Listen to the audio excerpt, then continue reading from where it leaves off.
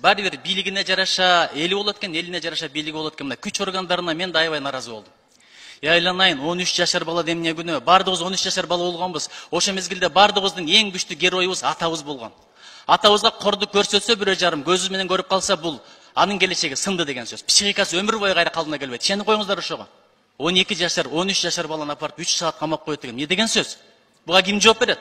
Урматтуу президенттин өкүлү, тиешелүү ушул буйрукту аткаргандардан таап туруп жоопкерчиликке тартыңыздар. Баланын укугу бул дүйнөдөгү эл аралык конвенция менен белгиленген нерсе. Адеп баарыбызга керек. Эми сөзсүз билем мен күчтүү мамлекеттин укугубузун биз сыймыктанабыз. Ошол дукту, ошол күчтү чек ара барып көрсөткүлөчү. Боюнда бар келиндер кармап келип атасыңар.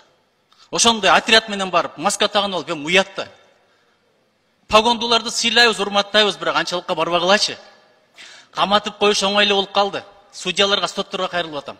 Кимдин үстүнөн арыз жазып апарса, же болбосо бир сураныч болсо, жөн эле 2 айга камалсын деп, оозун мурдуңарды кыйшайбай туруп чечим чыгарып атасыңар.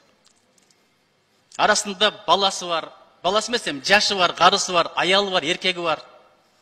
Активисттерден баштадыңар эле. Анан журналисттерге өттүңөр, акындарга чейин өттүңөр. Тилгесмек жок деп койт кыргыздар. Ким барса оңой эле. Силер үчүн бул бир барак экен, анан басылган мөөр экен, коюлган кол экен, бүттү. Бирок адамдын тагдыры талкаланып атпайбы? Бир чоң алым камап туруп жазалаганды ыйлаган. Сиз ушунча отуруп ыйлашпы дегенде жок, өзүмдү ойлогон жокмун. Менин акыбалымды көрүп апам эмне болуп атат, ошону ойлоп ыйлап атам деген. Алардын да апасы бар, атасы бар. Баягы бала 13 жашар бала. Ошол барган жерге жеткенчекти көз жашы, каргышы бизге жетип калса эмне кылабыз? Коом бузулуптур, сот бузулуптур, өкмөт бузулуптур. Бирок адеп, ахлак деген сабакты киргизебиз деп атат. Нуржит, бул сизге ойлонуңуз. Адепти да балким киргизебиз. Ошону ким берет? Бардыгыбыз бузулуп алыппыз. Ошентип